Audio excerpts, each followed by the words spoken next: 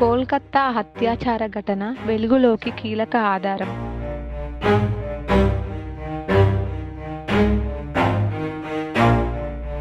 దేశవ్యాప్తంగా సంచలనం సృష్టించిన కోల్కతా ఆర్జికర్ ఆసుపత్రి ట్రైనీ వైద్యురాలి అత్యాచారం కేసులో కీలక ఆధారం బయటపడింది.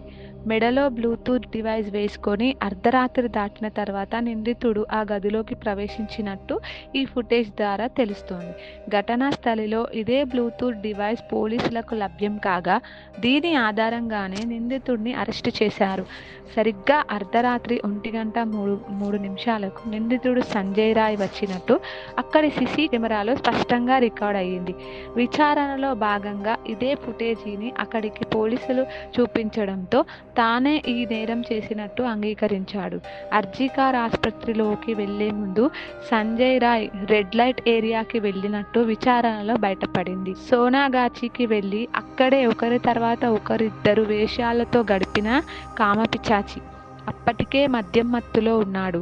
రెడ్ లైట్ ఏరియా నుంచి నేరుగా అర్ధరాత్రి హాస్పిటల్లోకి వచ్చి సెమినార్ హాల్లో విశ్రాంతి తీసుకుంటున్న జూనియర్ డాక్టర్పై అత్యాచారానికి పాల్పడ్డాడు.